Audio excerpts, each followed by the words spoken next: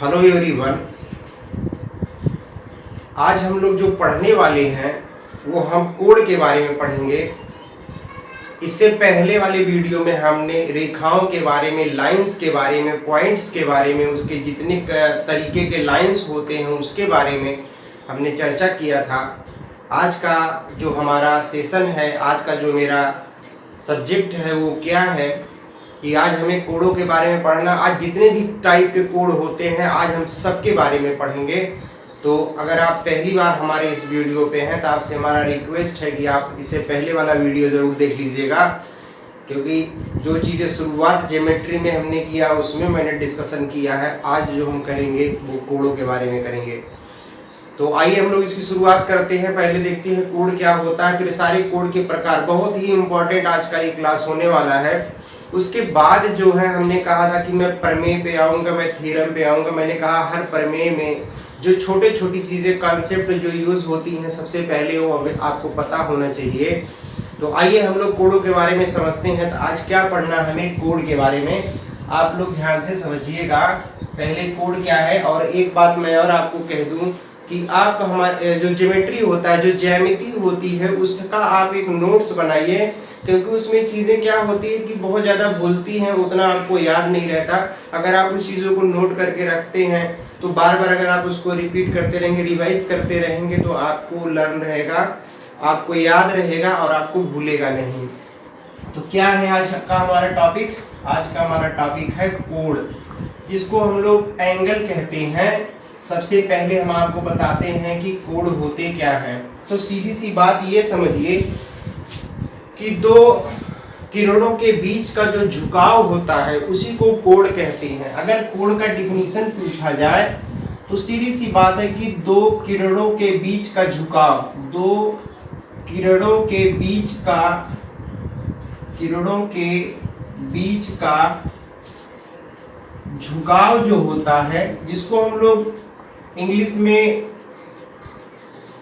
Gradient या slope कहते हैं। झुकाव जो होता है वह क्या है? वह कोड है। वही आपका क्या है? कोड है। समझिएगा, अभी हम बताते हैं इसको। मैंने कहा दो किरणों के बीच का झुकाव, the gradient between two rays, या आप कह सकते हैं the slope between two race.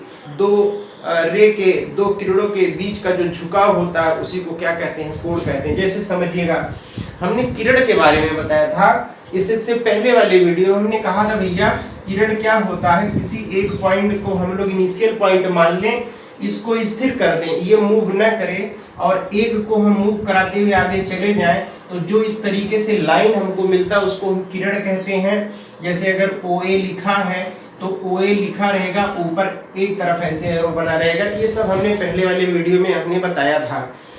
तो यहाँ हमने कहा कि दो किरणों के बीच का झुकाव। तो आप एक बात समझिए, अगर एक ये किरण है और एक किरण हम यहाँ ऐसे ड्रा कर दें OB, तो दोनों का इनिशियल पॉइंट, प्रारंभिक बिंदु देख रहे हैं यही है। इन्हीं के बीच का जो ये झुकाव है, देख रहे हैं ये झुकाव, यही कितना स्लोप बन रहा है, इसी को क्या कहते हैं? कोड कहते हैं।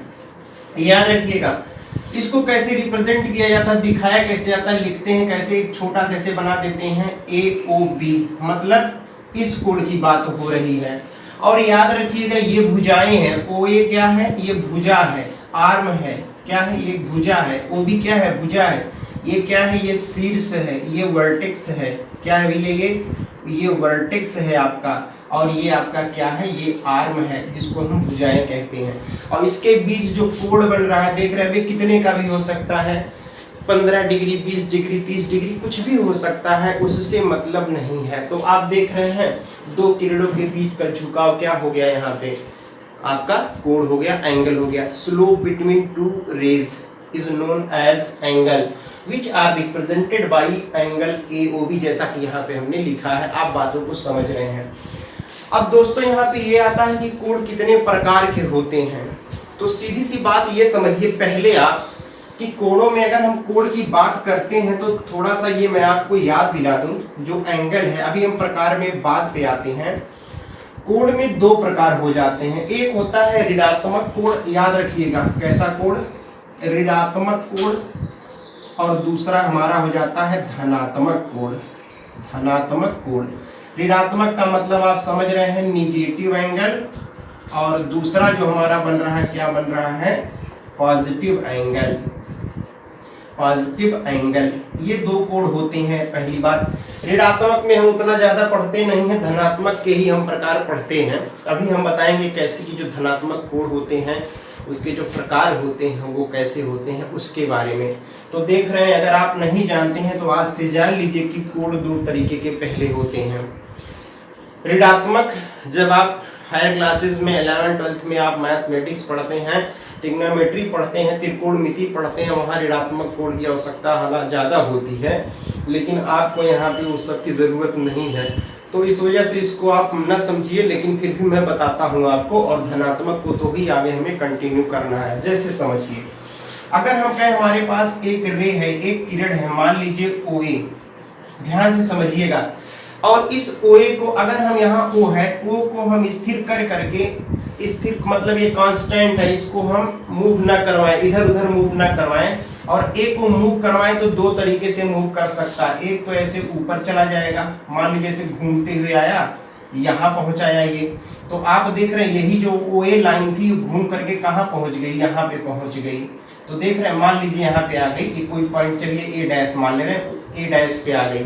तो आपने देखा, क्या देखा, आपको पता है घड़ी की सुई, जैसे अगर हम घड़ी बना दें, ये घड़ी है, तो आप देखते हैं घड़ी की सुई कैसे चलती है। अगर यहाँ 12 है, यहाँ 6 है, तो घड़ी की सुई ऐसे चलती है, ऐसे से चलती है ना। तो ये क्या हो गया, ये क्लॉकवाइज होता है। क्या होता है, क्लॉकवाइज। क्लॉकवाइज का मतलब घड़ी की दिशा, घड़ी की दिशा ऐसे चलती है सुई की ना। और अगर इसी को उल्टा चला दे तो इसको बोलते हैं एंटी क्लॉकवाइज। क्या बोलते हैं, एंटी क्लॉकवाइज। मतलब अगर घड़ी के विपरीत दिशा, उल्टी दिशा चलने लगी तो एंटी क्लॉकवाइज। ये तो आप जानते हैं, घड़ी हर कोई लगाता है, देखे भी होंगे। तो देख रहे हैं यहाँ पे ये क्या है, एंटी क्लॉकवाइज। एक इधर घुमा, इधर घुमा, अगर एक सर्किल बना देंगे, एक वृत्त बना देंगे, तो ये इधर घुमा है, इधर घुमा है ना। तो कौन सा वाइज भैया, ये क्या है, एंटी क्लॉकवाइज, मतलब घड़ी के विपरीत दिशा। तो जब इस तरीके से घूमता है तब जो ये कोण बन रहा है ये प्लस होता है। क्या होता है, प्लस होता है।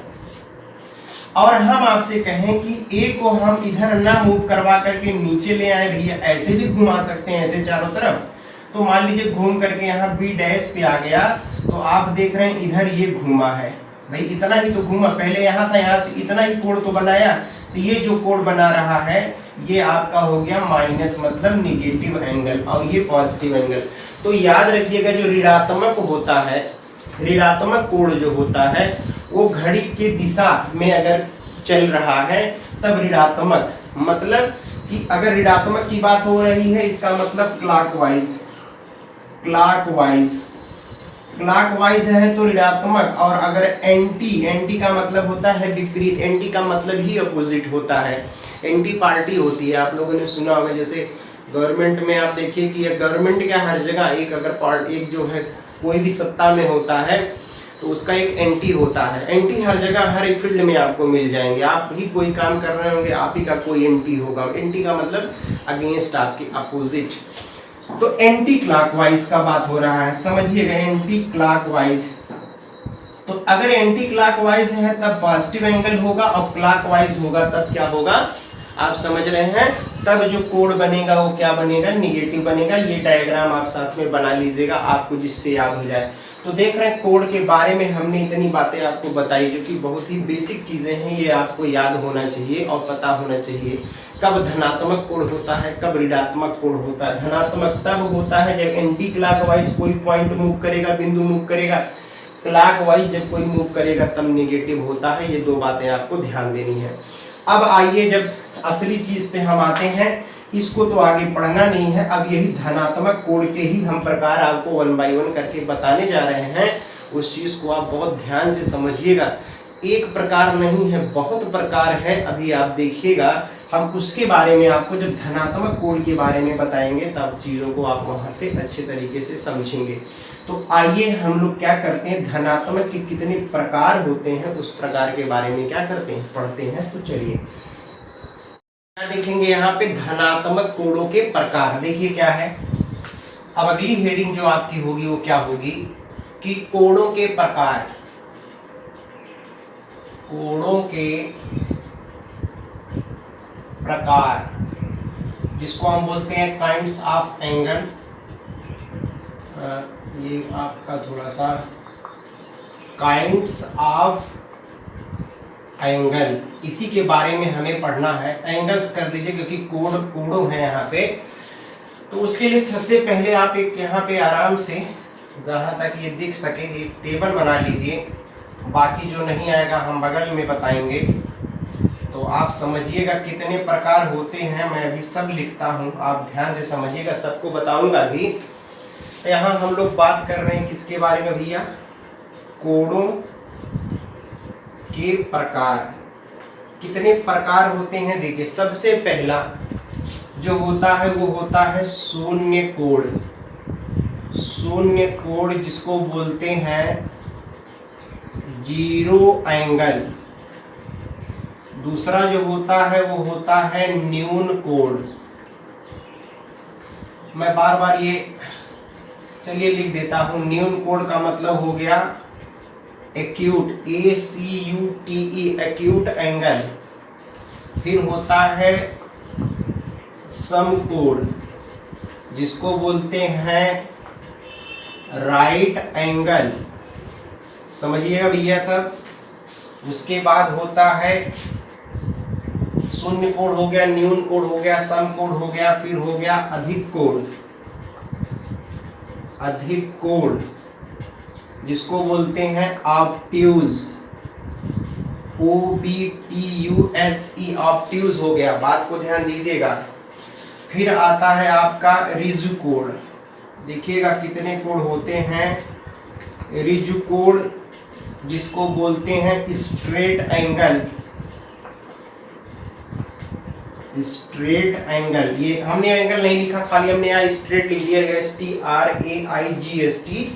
तो आप इस चीज को थोड़ा सा समझ लीजिएगा। यहाँ पे मैं कोण नहीं लिख रहा हूँ बार बार। फिर है होता है आपका पूर्ण कोण, इसको बोलते हैं कंप्लीट एंगल, COMPLETE, कंप्लीट है भाई, कंप्लीट एंगल। और अभी तो थोड़ा और बच रहा है। फिर हमारा जो आता है संपूरक, नीचे आ जाएगा कि नहीं, अभी थोड़ा सा अच्छा इसको ऊपर कर देते हैं। संपूरक कोण, संपूरक कोण जिसको इंग्लिश में कहते हैं, एक संपूरक होता है और अगला होता है क्या होता है आपका पूरक कोण। पूरक कोण तो याद रखिएगा। बहुत ज्यादा नीचे नहीं लिख दिया, हाँ नीचे हो गया है। एक मिनट, चलिए इसको आगे कर देते हैं। ये हो गया आपका सप्लीमेंट्री।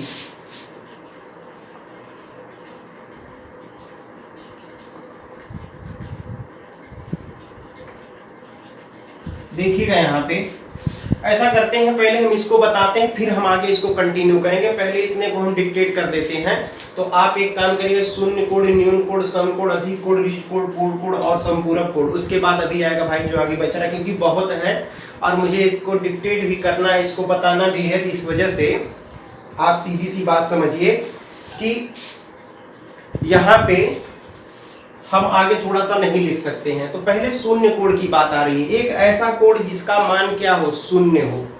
जैसे समझिएगा, अगर हम आपसे कहें एक लाइन हो ऐसे, मतलब अगर हम ये कोण मान लेते हैं, ये कोण को हम मान लेते हैं कि कोण वो है क्या, थीटा।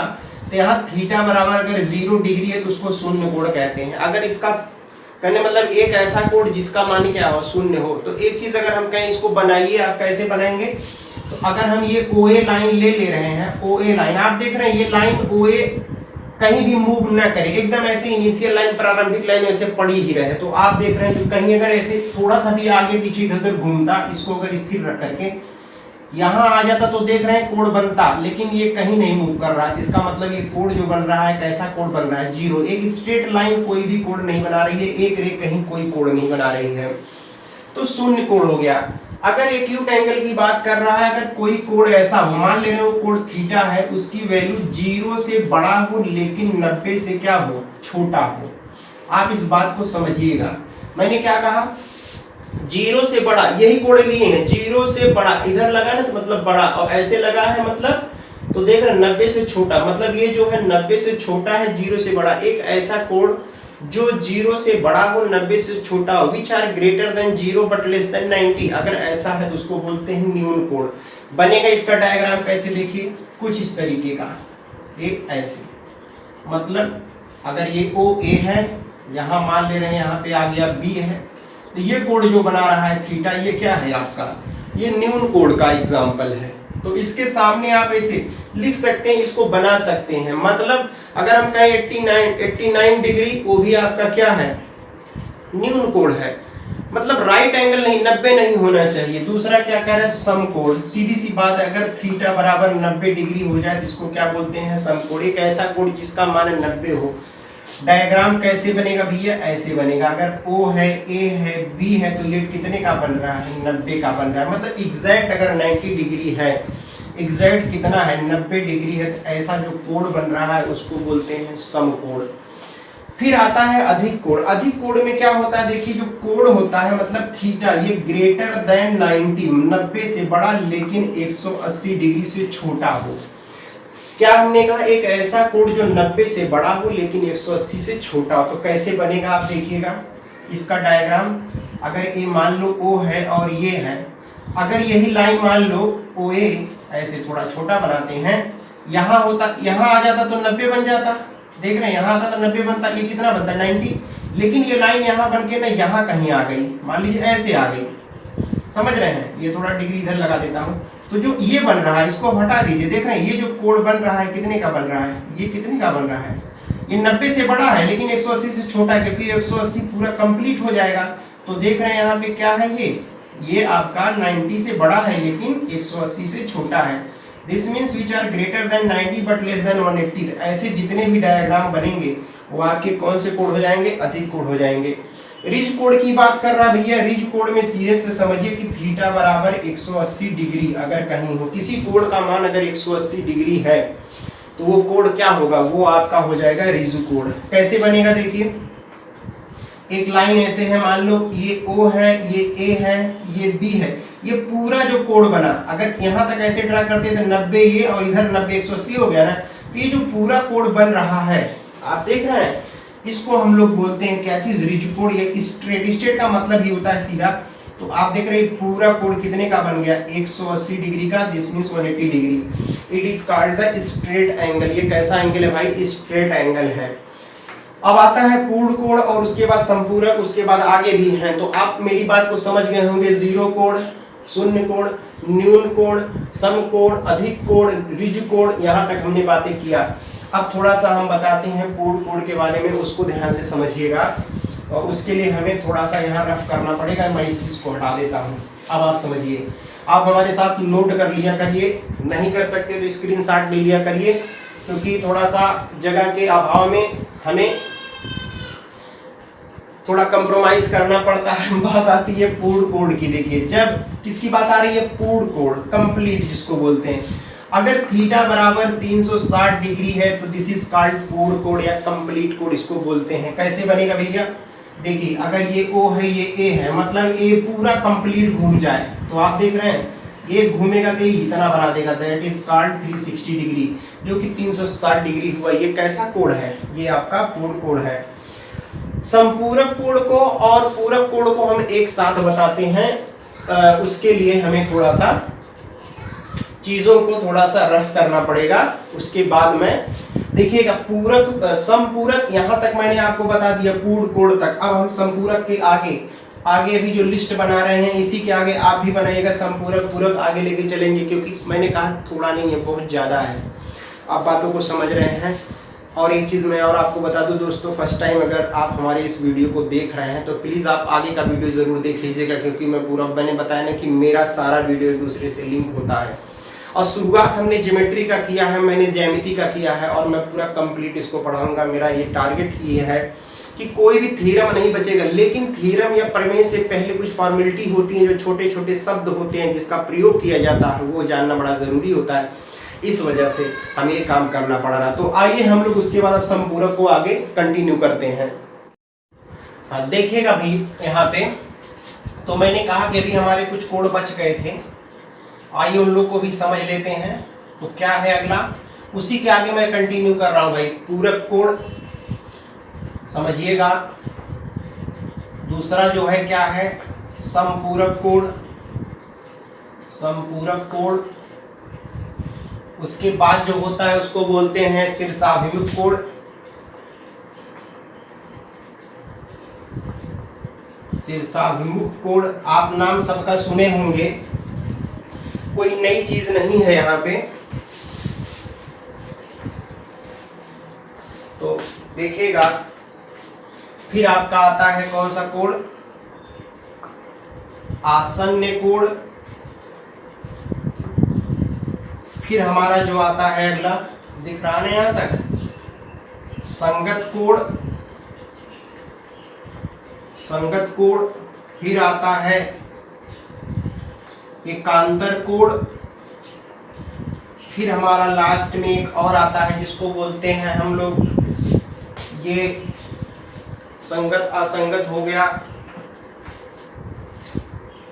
वाह्य कोड। पूरा नहीं आएगा क्या जी, कोई बात नहीं दोस्तों, यहाँ कर देते हैं, वाह्य कोड हो गया। फिर यहाँ पे अगला लाइन आप बना लीजिएगा, अंतः कोड। अभी मैं सब इसका वर्जन लिख दूंगा, इंग्लिश वर्जन भी मैं लिख दूंगा। फिर आता है लास्ट में सह अंतः कोड। अंतः कोड देख रहे हैं कितने प्रकार के हैं, मतलब उधर भी मैंने बताया था और मैंने यहाँ पर भी बताया, बहुत सारे काइंड्स हैं। अब इनके बारे में भी समझना है। एक साथ सभी कोडों के हम प्रकार इस समय देख रहे हैं और पूरा कोडों का प्रकार हम लोग कंप्लीट पढ़ेंगे, उसके बाद हम लोग आगे कंटिन्यू करेंगे। तो समझिएगा, अब यहाँ पे बात आती है सबसे पहले पूरक की, जिसको हम लोग बोलते हैं कॉम्प्लीमेंट्री। कॉम्प्लीमेंट्री एंगल, ये हो गया सप्लीमेंट्री। फिर आपका हो गया vertically opposite angle. Vertically opposite angle. फिर आता है एडजेसेंट एंगल। Adjacent angle. फिर आता है करेस्पॉन्डिंग एंगल।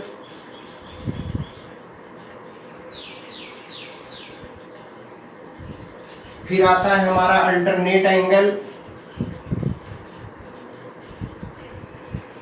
Alternate angle. फिर आता है हमारा एक्सटीरियर एंगल। Exterior angle. और भाई ये आपका हो गया इंटीरियर एंगल। इंटीरियर एंगल, इसको बोलते हैं को इंटीरियर एंगल। को इंटीरियर एंगल। सबसे पहले तो आप सब नोट कर लीजिए, क्योंकि ये सब आपको पता होना चाहिए, फिर बाद में मैं आराम से एक एक को बता दूंगा। पूरक कोड कॉम्प्लीमेंट्री COMPLEMENTRY है, SUPPLEMENTRAY है, ये थोड़ा सा गड़बड़ हो गया। और फिर उसके बाद क्या है, शीर्षाभिमुख कोड, वर्टिकली अपोजिट, आसन्न कोड, adjacent angle, corresponding angle, alternate angle, वाह्य कोड जिसको एक्सटीरियर बोलते हैं, फिर इंटीरियर हो गया, फिर कोई इंटीरियर एंगल। इतने सारे एंगल है, पहले आप इसको नोट कर लीजिए, फिर मैं डिक्टेट करता हूं सबके बारे में।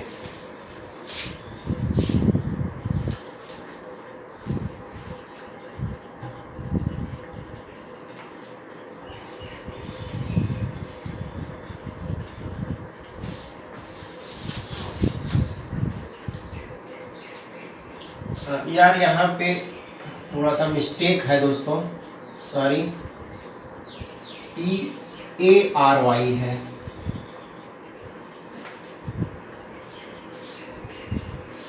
TARY है, इसको सही कर लीजिएगा। अब आप देखिएगा, एक एक मैं बताने जा रहा हूं। सबसे पहले पूरक कोड किसे कहते हैं, सीधी सी बात समझिए कि यदि दो कोणों का योग, सम ऑफ टू एंगल, दो कोणों का मान अगर जोड़ 90 डिग्री है तो उसको बोलते हैं पूरक कोण।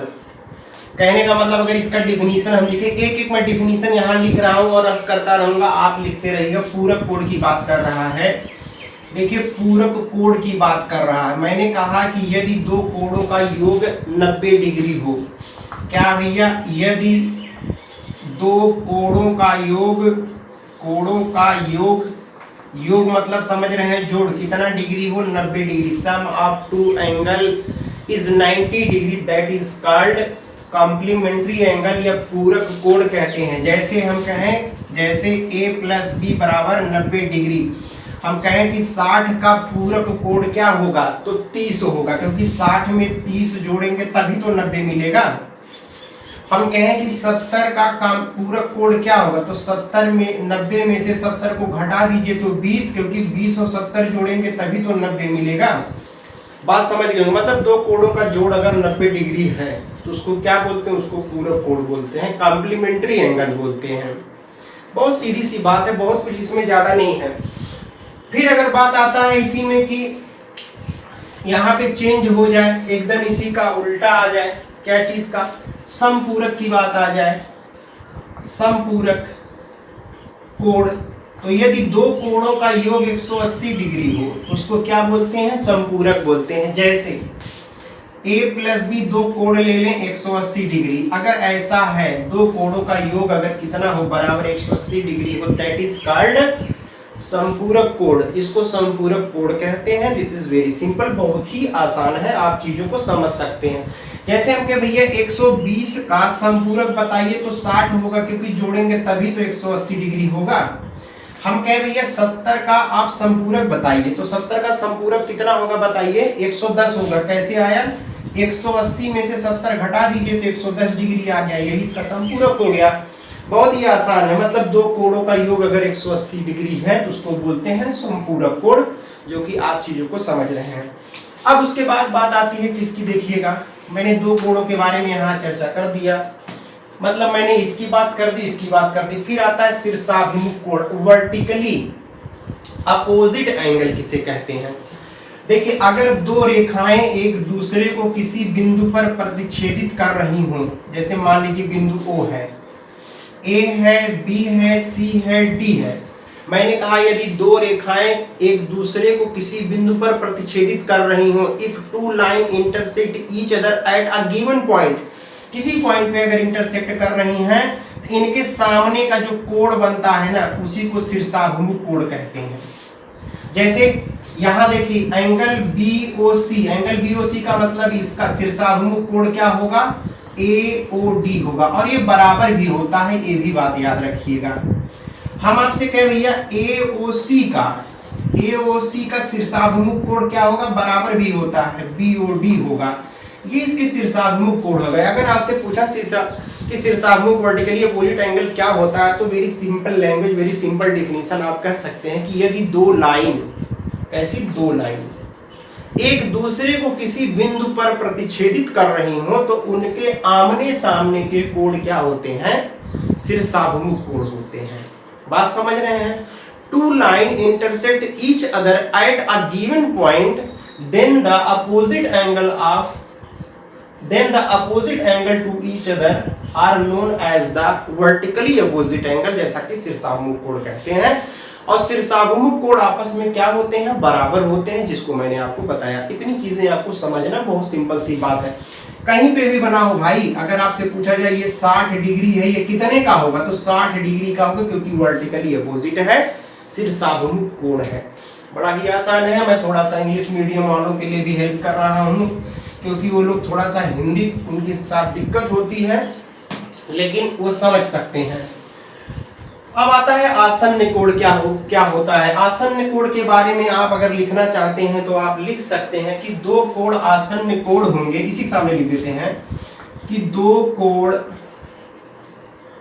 आसन्न कोण होंगे यदि उनके शीर्ष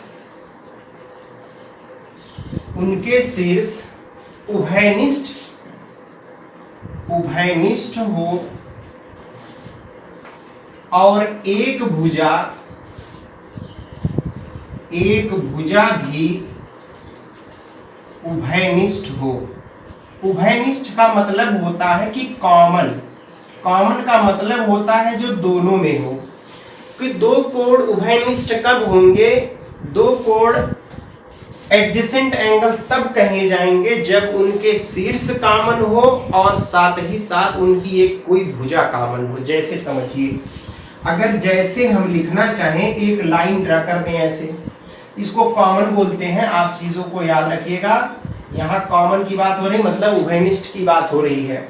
अगर एक लाइन ए बी इस तरीके से है, एक लाइन इस पे हम ड्रा कर दें, ये मान लीजिए सी है, क्या है? सी है, ये ओ है। भैया जो ये वाला कोण है ना, इसका आसन्न कोण ये वाला होगा। क्यों? हमने क्या लिखा है? दो कोण आसन्न कोण होंगे यदि उनके शीर्ष, देख रहे हैं ये जो AOC बन रहा है, ये जो कोण बन रहा है उसका भी शीर्ष यही है, और जो BOC बन रहा है उसका भी शीर्ष यही है।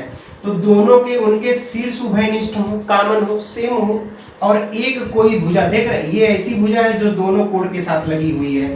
तो ये देख रहे हैं ये वाला कोण इसका क्या हो जाएगा? आसन्न कोण हो जाएगा। बात समझ रहे हैं? कई तरीके, जैसे अगर मान लीजिए आपने देखा होगा, एक हम चतुर्भुज बना दें, इस कोण का आसन्न कोण क्या होगा? तो इसके दो आसन्न कोण होंगे। क्यों? क्योंकि देख रहे हैं एक तो ये भी ले सकते हैं और आप एक ये भी ले सकते हैं, इसके दो आसन्न कोण हो गए। तो याद रखिएगा यहाँ पे ये इसका आसन्न कोण होता है। अगर हम लोग इस तरीके से बात करते हैं, अगर हम इसको एक मान लें, इसको दो मान लें, तो यहाँ कोण एक जो है ये आसन्न कोण है, मतलब एडजेसेंट एंगल है किसके? दो के। तो ये दोनों आपस में क्या है? आसन्न कोण है, जिसको आप समझ गए होंगे। देखिए भाई, संगत कोण, एकांतर कोण, बाह्य कोण, अंतः कोण, सहअभाज्य कोण, ये सब हमको एक साथ समझाना पड़ेगा और एक फिगर के थ्रू हमको बताना पड़ेगा। उसको मैं आपको बताता हूं, क्योंकि इसमें हम इसको डिक्टेट नहीं कर सकते। तो संगत कोण, एकांतर कोण, बाह्य कोण, अंतः कोण, सह अंतः कोण, ये आइए हम लोग इसको सारे को एक साथ समझते हैं। देखिएगा, इतने कोणों को हमको एक साथ समझना है। संगत कोण, एकांतर कोण, बाह्य कोण, अंतः कोण, सह अंतः कोण, मतलब corresponding angle, alternate angle, exterior angle, interior angle और को इंटीरियर एंगल।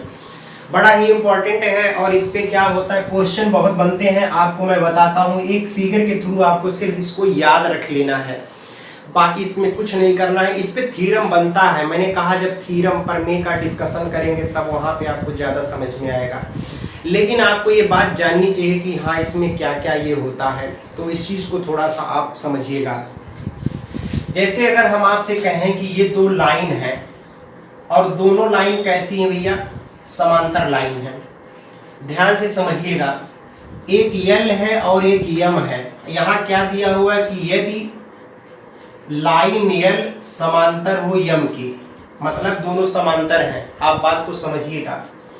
और एक ये तिर्यक लाइन है जिसको हम लोग क्या बोलते हैं? Transverse line. मान ले रहे हैं ये क्या है, थोड़ा इसको ऊपर लिख देते हैं। यहाँ पे यदि यम पैरेलल यन है, मतलब समांतर है, और मैंने कहा ये तिर्यक रेखा है, क्या है? ट्रांसवर्स लाइन है, तिर्यक रेखा है। तो आप देख रहे हैं यहाँ पे कितने कोण बन रहे हैं, हम उसका नाम लिख देते हैं। एक बन रहा है, दो बन रहा है, तीन बन रहा है, चार। एक का मतलब इस कोण की बात हो रही, दो आप समझ रहे हैं। ये 5 बन रहा है, 6 बन रहा है, 7 बन रहा है, 8 बन रहा है, सब 8 तरीके के कोण बन रहे हैं। अब आप बात को समझिएगा इसमें क्या क्या है, और एक चीज और समझिएगा। क्या दिया हमने? कहा यल लाइन यम के पैरेलल है, समांतर है। समांतर रेखाएं क्या होती हैं? इसके पहले वाले वीडियो में सारी रेखाओं के बारे में हमने डिस्कशन किया है। रेखाएं कितनी होती हैं, सारी रेखाओं के बारे में हमने बता डाला है। फिलहाल आप समझिए, फिलहाल यहाँ ये समझ लीजिए कि दो रेखाएं समांतर तब होंगी जब उनके मध्य की जो दूरी होती है वो हर जगह बराबर हो। मतलब two line are parallel, two line are said to be parallel if they have equidistance from everywhere, जिसके बीच की दूरी हर जगह बराबर हो। तो आप समझिएगा, पहले हम संगत कोण की बात कर रहे हैं।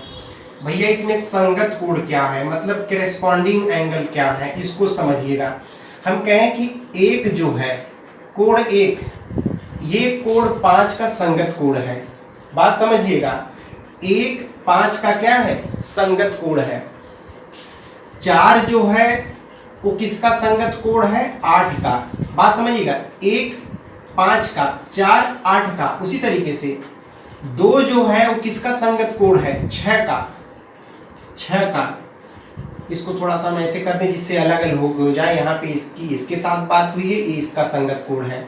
2 6 का संगत कोण है, 3 का संगत कोण क्या है बता दीजिए, करेस्पॉन्डिंग एंगल ये आपका क्या है 7 है। और एक बात और समझिएगा दोस्तों, अगर ये यल यम के पैरेलल है ना, तो ये संगत कोण आपस में बराबर भी होते हैं। क्या होते हैं, सब आपस में बराबर होते हैं। मतलब कहने का कि 1 बराबर 5, 4 बराबर 8, 2 बराबर 6, 3 बराबर 7, ये सब आपस में बराबर होते हैं। तो बात आप समझ गए होंगे। संगत कोण, 1 का संगत कोण 5, 4 का संगत कोण 8, कब ऐसा बराबर होगा, जब लाइन जो ये लाइन है ना यल और यम समांतर हो। 2 का संगत कोण 6, 3 का संगत कोण 7, आप ये बात समझ गए, संगत कोण समझ गए होंगे, संगत कोण कौन से होते हैं। अब बात आती है एकांतर कोण की। किसकी बात आती है, एकांतर कोण। समझिएगा, एकांतर कोण, हम आपसे कहें एकांतर कोण लिखिए तो समझिएगा, यहाँ पे अगर हम एकांतर कोण की बात कर रहे हैं तो एकांतर कोण क्या होगा। 1 का एकांतर कोण क्या है बता दीजिए, 1 का एकांतर कोण 7 है। 1 का एकांतर कोण क्या है 7 है। 2 का एकांतर कोण क्या है 8 है। 2 का एकांतर कोण क्या है 8 है। 4 का एकांतर कोण क्या है 6 है। कोण लगा दीजिए। और 3 का एकांतर कोण क्या है बता दीजिए 5 है। कोण 5 है। इसको अलग कर दीजिए, मतलब ये इसका एकांतर कोण, ये इसका एकांतर कोण, ये इसका एकांतर कोण, इसका एकांतर कोण। बात समझ गए होंगे। और अगर इसमें भी लाइन समांतर है, यल और यम समांतर है, तो ये भी आपस में बराबर होते हैं। तो आप संगत कोण और एकांतर कोण आप समझ गए होंगे। यहाँ बाह्य कोण की बात हो रही है। किसकी बात हो रही है, बाह्य कोण की। तो एक बात समझिए, यहाँ पे अगर बाह्य कोण की बात करें तो क्या होगा, बाह्य कोण। बाह्य कोण का सीधे मतलब आप समझ लीजिए कि जो इन लाइन के जो समांतर लाइनें बाहर बन रही हो, तो देख रहे हैं क्या क्या है, 1 है, कोण 1 है, कोण 8 है, फिर देख रहे हैं कोण 2 है, और फिर क्या देख रहे हैं कोण 7 है। ये सब आपके क्या हो गए, बाह्य कोण हो गए, एक्सटीरियर एंगल। जैसे त्रिभुज बनता है ना, ये त्रिभुज, अगर त्रिभुज ABC है, इसका एक भुजा बढ़ा दिया जाए D तक, तो ये कोण बन रहा है, इसी को एक्सटीरियर बाह्य कोण कहते हैं। ये जब हम लोग त्रिभुज पढ़ेंगे तो उसमें पढ़ेंगे। मतलब ये बता one side of a triangle are produce then the exterior angle. एक थ्योरम है कि यदि किसी समकोण किसी त्रिभुज की एक भुजा बढ़ा दिया जाए तो जो बाह्य कोण बनता है वो अपने सामने के 2 अंतः कोणों के योग के बराबर होता है। वो बाद में हम लोग पढ़ेंगे, अभी ये यहाँ चक्कर नहीं है, इस चीज को भूल जाइए। अब बात आती है यहाँ पे अंतः कोण। तो अंतः कोण भी आराम से समझ सकते हैं। अंतः कोण तो देख रहे हैं 4 5 3 6 सब अंतः कोण है। क्या है, 4 है, 5 है, 3 है और क्या है 6, जो अंदर बना हुआ है। ये दोनों पैरेलल लाइन के अंदर, ये सारे अंतः कोण हो गए। अब सबसे इंपॉर्टेंट जो आता है हमारा वो सह अंतः कोण, को इंटीरियर एंगल। आप समझिएगा, अगर हम सह अंतः कोण की बात करें, इसकी को इंटीरियर एंगल की बात करें दोस्तों, तो 4 5 का को इंटीरियर है, 3 6 का को इंटीरियर है। तो 4 जो है वो 5 का को इंटीरियर है और 3 जो है किसका को इंटीरियर है, 6 का। मतलब सह अंतः कोण बात करें 4 5 का, 3 6 का। और एक बात और समझिएगा कि अगर लाइन यल और यम, लाइन यल अगर ये यम के समांतर है ना, तो को इंटीरियर जो दोनों एंगल बन रहे हैं, याद रखिएगा, बहुत इंपॉर्टेंट थ्योरम भी है। इन दोनों का जो जोड़ होता है ना कोणों का, वो 180 डिग्री होता है। आप पढ़ेंगे आगे, आपको थ्योरम मिलेगा, ये बताएंगे हम कि सम ऑफ टू को इंटीरियर एंगल इज 180 डिग्री। 2 को इंटीरियर एंगलों का जो जोड़ होता है ना, वो कितने का होता है, 180 डिग्री का होता है। बड़ा ही इंपॉर्टेंट फैक्ट है ये, और ये लोगों को आना भी चाहिए। तो दोस्तों इतनी सारी चीजें थी जो कोड से संबंधित थी, जिसके बारे में मैंने आपको बताया। आई होप आप चीजों को समझ भी रहे होंगे, आपको बातें आ भी रही होगी। तो ये सारे बेसिक कॉन्सेप्ट थे। अगर आप एकदम न्यू स्टूडेंट हैं, आप चीज़ों को भाई लोग भूल जाते हैं। किसी का अगर मान लीजिए 10th के बाद अपना लोग स्ट्रीम चेंज करते हैं, कोई बायो, कोई कॉमर्स, कोई मैथ, तो हर लोग का अलग अलग, कोई बीए करता है, बीएससी करता है, सबका अलग अलग होता है। ऐसा नहीं है कि कोई पढ़ा नहीं होता, पढ़ा सब होता है बट भूल जाता है। तो इस चीज को याद रखिए, आप इन सारी चीजों को एकदम दिमाग में बैठा लीजिए, इनका बड़ा ही रोल है। इस वजह से हमने पहले 2 वीडियो में सारे छोटे छोटे कॉन्सेप्ट के बारे में मैंने पूरा डिस्कशन कर दिया है। अब नेक्स्ट वीडियो में जो हम स्टार्ट करेंगे वहीं से आपका प्रमेय और थ्योरम स्टार्ट होगा। देखिएगा, मैं उसका शॉर्ट ट्रिक बता दूंगा, याद करने के लिए वो भी बता दूंगा, आया कैसे है मैं वो भी बता दूंगा। अगर आप हमारे साथ पहली बार जुड़े हैं तो प्लीज़ आप शुरू से देखिएगा, आपको बहुत ज़्यादा फायदा होगा। हमारी कोशिश है कि हम आपको ज्योमेट्री एकदम सिखा दें। बहुत ही आसान होता है ज्योमेट्री, बस चीज़ों को समझने की ज़रूरत है। और आप विश्वास करके हमारे साथ जुड़िए और अपने दोस्तों को भी जोड़िए और लोगों को जोड़िए, जो आपसे जो पढ़ने वाले हैं, जो पढ़ रहे हैं उनको भी जोड़िए। सबके लिए होता है सीखना, हर कोई सीख सकता है। इस वजह से आप इस चीज़ को समझिए, आपको बहुत सारी चीज़ें समझ में आएंगी और आप आगे बहुत अच्छा भी करेंगे इस ज्योमेट्री पोर्शन में। और ये जो आप ज्यामिति पढ़ रहे हैं, जो आपको कभी बहुत टफ लगता है, वो एकदम चीज़ें आसान लगेंगी। और आपसे हमारा ये रिक्वेस्ट है, अगर आपको प्लीज़ ये चीज़ें समझ में आ रही है, अगर हम आपके लिए इतना मेहनत कर रहे हैं तो आप हमारे लिए सिर्फ इतना कर सकते हैं। प्लीज़ अगर आपको ये चीज़ें समझ में आ रही है, इसको लाइक करना और सब्सक्राइब करना बिल्कुल मत भूला करिए, क्योंकि हम डेली एक वीडियो अपलोड करते हैं और वो आपके लिए ही करते हैं। उससे हमको थोड़ा सा कॉन्फिडेंस अंदर से मिलता है, हमारा मन और होता है कि मैं आपके लिए अच्छा अच्छा काम करूँ और अच्छी अच्छी चीज़ों को सिखाऊँ। तो आई होप सारी बातें आप समझ रहे हैं। तो नेक्स्ट वीडियो में हम लोग क्या करते हैं, यही प्रमेय को लेकर के ही मिलेंगे। उसमें देखिएगा 4 से 5 प्रमेय हम एक वीडियो में डिस्कशन करेंगे और ओवरऑल मिला के 15 से 20 वीडियो में लगभग सारी चीज़ें एकदम आपको कंफर्म हो जाएंगी। कंपटीशन जो होता है जिसमें ज्योमेट्री आती है, अगर आपको कॉन्सेप्ट पता है तो ज्योमेट्री का सवाल इतना आसान होता है कि आप पूछिए मत, लेकिन उसका कॉन्सेप्ट आपको पता होना चाहिए। तो चलिए हम लोग नेक्स्ट वीडियो में फिर मिलते हैं एक नए थ्योरम के साथ। तब तक के लिए नमस्कार, बहुत बहुत धन्यवाद, थैंक यू सो मच।